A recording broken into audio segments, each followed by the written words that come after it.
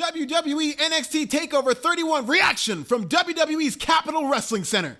Pro Wrestling Bits. Subscribe now.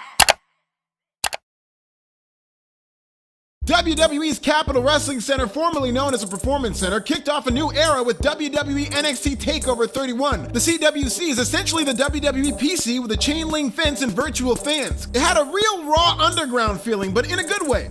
The first match inside the Capitol Wrestling Center was a good one, with a back-and-forth clash between Johnny Gargano and Damien Priest. Despite being a natural babyface, Gargano once again played an excellent undersized heel by working the leg and using underhanded tactics to try to regain his championship. Gargano may always be the Prince of NXT and all, but if he's just going to be putting over the newer generation of stars, maybe it's finally time for him to move on to the main roster through the WWE Draft, and not as a heel. Velveteen Dream continues to be a walking lightning rod, but the man absolutely loves to be hated, and it's infectious.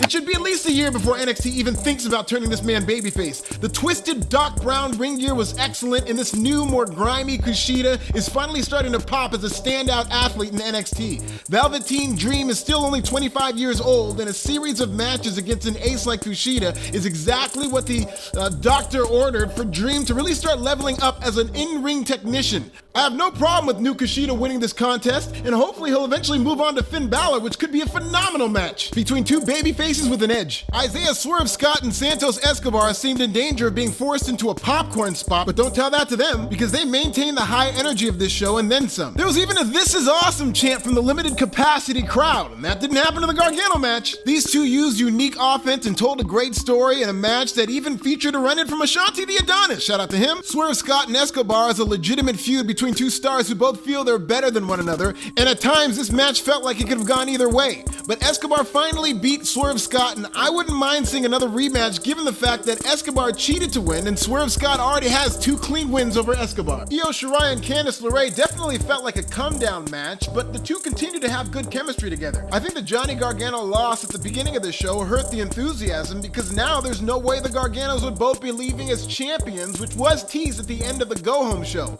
NXT may have gone to the Candice EOL one too many times, because this feud dates back to June of 2019, back when there were actual crowds and Candice LeRae was a babyface. Rhea Ripley wasn't even on this show, and after losing to Io, maybe Candice can move on and do something with her next time, because it looks like Io will have her hands full with Toni Storm and eventually NXT's mystery superstar return of Ember Moon. Finn Balor and Kyle O'Reilly had a very good main event match, and NXT has done a great job telling Kyle O'Reilly's story and building him up into a viable challenger on short notice. But I never for 1 second believed O'Reilly was going to win this match, which he didn't, but the match could have been a match of the year candidate if he did, given how much focus was placed on his long journey.